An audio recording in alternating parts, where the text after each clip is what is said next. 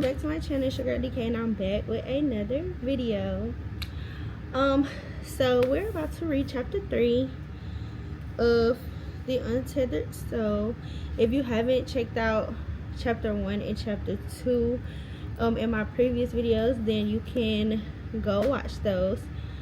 But we're about to read chapter 3. I'm only can read for like 20 minutes before I gotta head out the door. So well, about 25 minutes before I can head out the door. So let's get it. So I'm on chapter 3. It's called Who Are You? It's called Who Are You? Ramona Maharshi, a great teacher in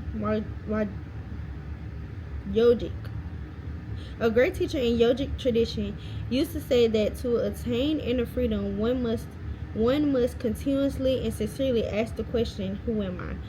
He taught that this was more important than reading books, learning mantras, or going to holy places. Just ask, who am I?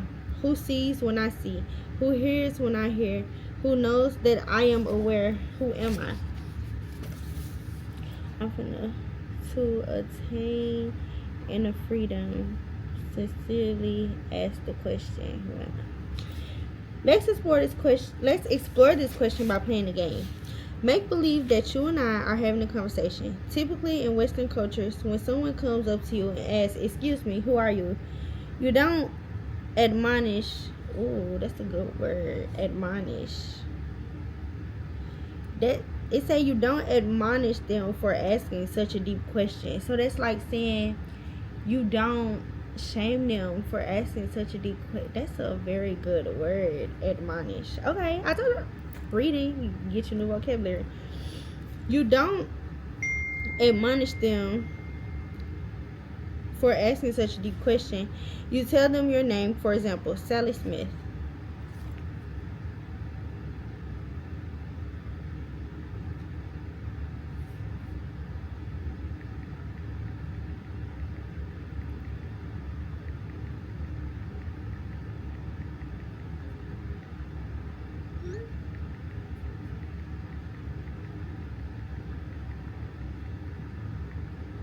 Okay, but I'm going to challenge this response by taking out a piece of paper and writing the letter Sally Smith and then showing it to you. Is that who you are? A collection of letters? Is that who sees when you see? Obviously not. So you say, okay, you're right. I'm sorry. I'm not Sally Smith. That's just a name people call me. It's a label, really. I'm Frank Smith's wife. I skipped page.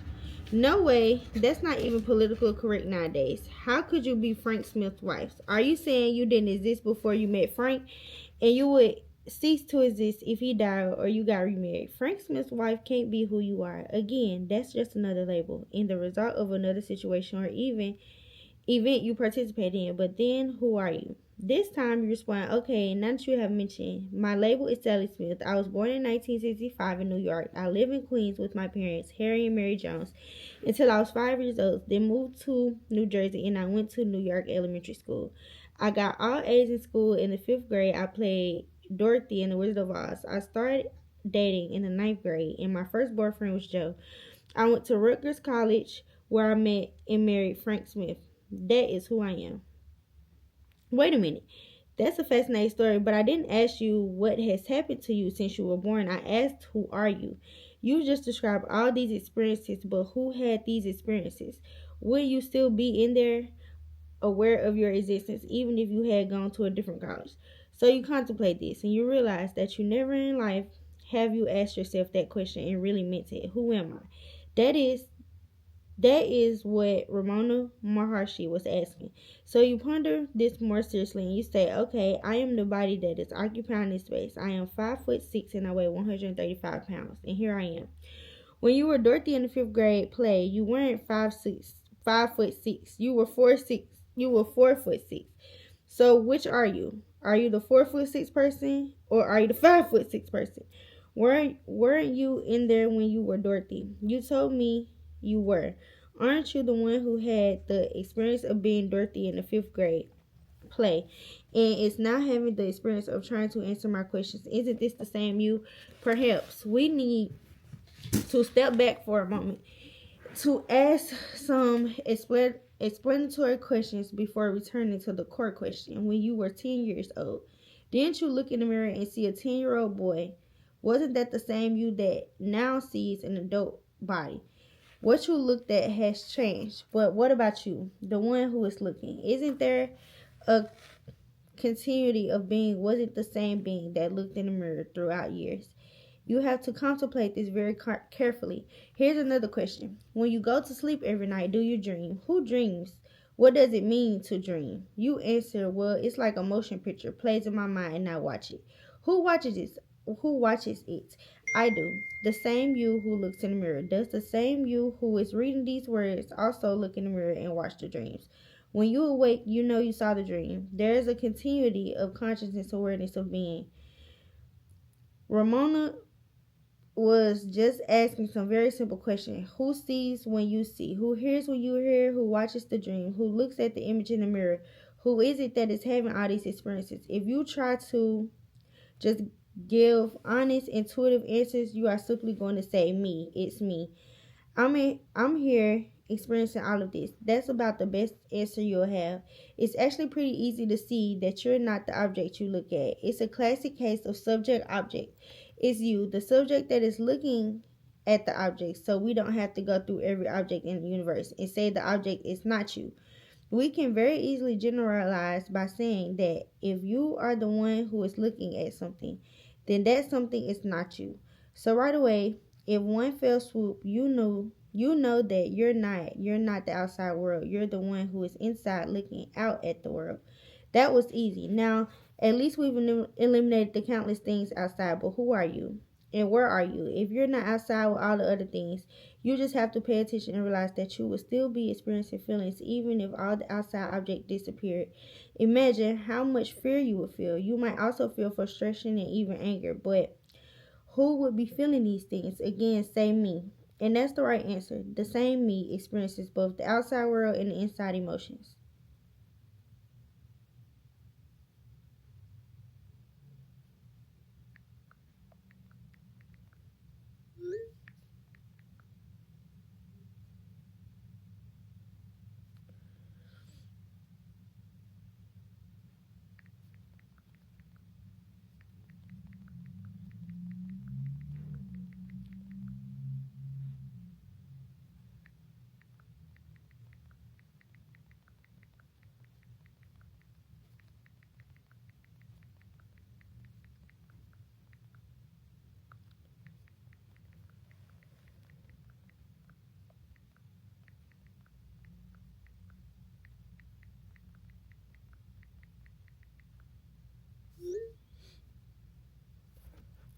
To take a clear look at this, imagine that you're watching a dog play outdoors.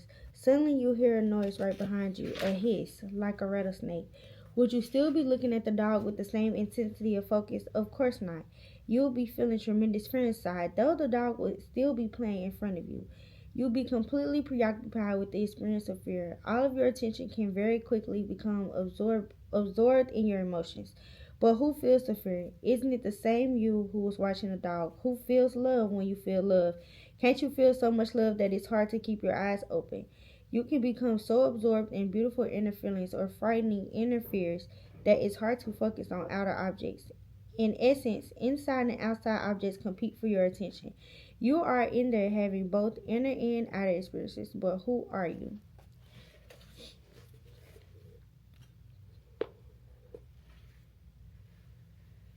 To explore this more deeply, answer another question. Do you have times when you're not having emotional experiences and instead you just feel quiet inside? You're still in there, but you're just aware of peaceful quiet. Eventually, you'll begin to realize that the outside world and the flow of inner emotions come and go. But you're the one who experiences these things, remain consciously aware of whatever passes before you. But where are you? Maybe we can find you in your thoughts. Renee, this is a great philosopher once said, I think, therefore I am, but is that really what's going on? The dictionary defines the verb to think as to form thoughts The dictionary defines the verb to think as to form thoughts, to use the mind, to consider ideas, to make judgments. Wait, I'm going to read that again. The dictionary defines the verb to think as to form thoughts, to use the mind, to consider ideas, and make judgments. The question is, who is using the mind to form thoughts, then manipulate them into ideas and judgments?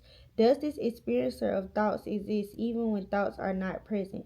Fortunately, you don't have to think about it. You are very aware of your presence of being, your sense of existence. Without the help of thoughts, when you go into deep meditation, for example, the thoughts stop. You know that you stop. You know that they stop. You don't think it. You are simply aware of no thoughts. You come back and say, wow, I went into this deep meditation and for the first time my thoughts completely stopped. I was in a place of complete peace, harmony, and quiet.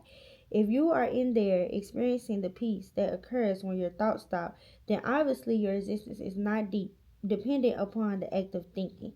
Thoughts can stop and they can also get extremely noisy. Sometimes you have many more thoughts than other times. You may even tell someone, my mind is driving me crazy. Ever since he said those things to me, I can't even sleep. My mind just won't shut up. Whose mind? Who is noticing these thoughts? Isn't it you? Don't you hear your thoughts inside? Aren't you aware of your existence? In fact, you can't get rid of them. If you start to have a thought you don't like, can't you try to make it go away? People struggle with thoughts all the time. Who is it that is aware of the thoughts? And who is it that struggles with them? Again, you have a subject object relationship with your thoughts. You are the subject, and the thoughts are just another object you can be aware of. You are not your thoughts, you are simply aware of your thoughts. Okay, so it said you have thoughts. Boom. Fine, I'm not anything in the outside world, and I'm not the emotions. These outer and inner objects come and go, and I experience them. Plus, I'm not the thoughts. They can be quiet or noisy, happy or sad. Thoughts are just something else I'm aware of. But who am I? It starts to become a serious question. Who am I? Who is having all these physical, emotional, and mental experiences? So you contemplate this question a little deeper. This is done by letting go of the experiences and noticing who is left. You will begin to notice who is experiencing the experience. Eventually, you will get to a point within yourself where you realize that you, the experiencer, have a certain quality. And that quality is awareness, consciousness, and intuitive sense of existence. You know that you're in there. You don't have to think about it. You just know. You can think about it if you want to, but you will know that you're thinking about it. You exist regardless, thoughts or no thoughts.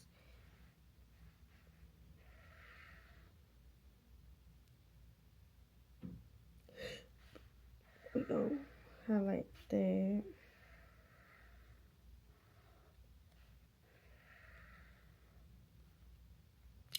To make this more experimental, let's try a consciousness experiment. Notice that with a single glance at a room or out a window, you instantly see the full detail of everything that's in front of you. You are effortlessly aware of all the objects that are within the scope of your vision, both near and far away. Without moving your head or eyes, you perceive all the intricate detail of what you immediately see. Look at all the colors, the variations of lights, the grain of the wood furniture, the architecture of the buildings, and the variations of the barks and leaves on trees. Notice that you take all this in at once. Without having to think about it, no thoughts are necessary, you just see it. Now try to use thoughts to isolate, label, and describe all the intricate detail of what you see. How long would it take your mental voice to describe all the detail you versus the instantaneous snapshot of consciousness just seeing? When you just look without creating thoughts, your consciousness is effortlessly aware of and fully comprehends all that it sees. Okay, y'all. I'm going to y'all after I read the rest of this because it's not a lot. I'm at the end of the chapter. Let's see. I'm at the end of the chapter, so I'm just read the rest of it.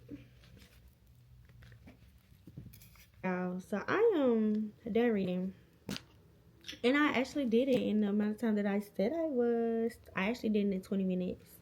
But I read, like y'all heard me read, but this last page that these last two pages that I didn't read out loud, I want to tell y'all what I highlighted. So I highlighted consciousness is pure awareness, but what is awareness?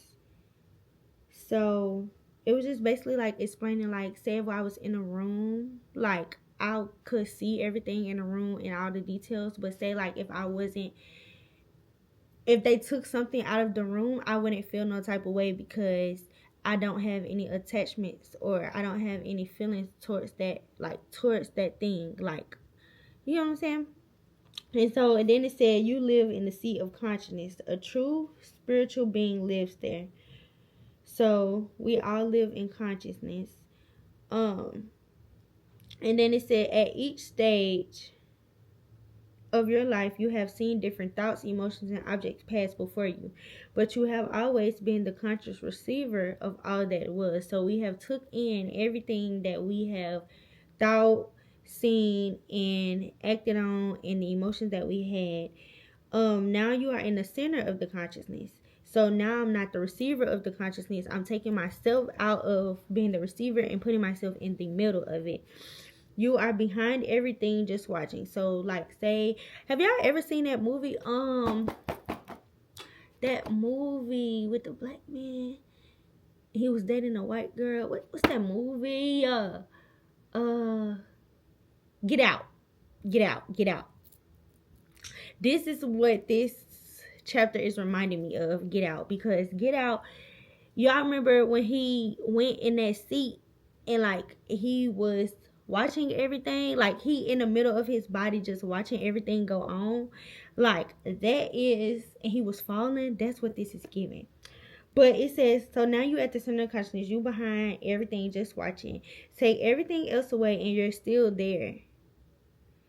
But if aware that everything, take everything else away and you're still there, aware that everything is gone, but take the center of awareness away and there is nothing.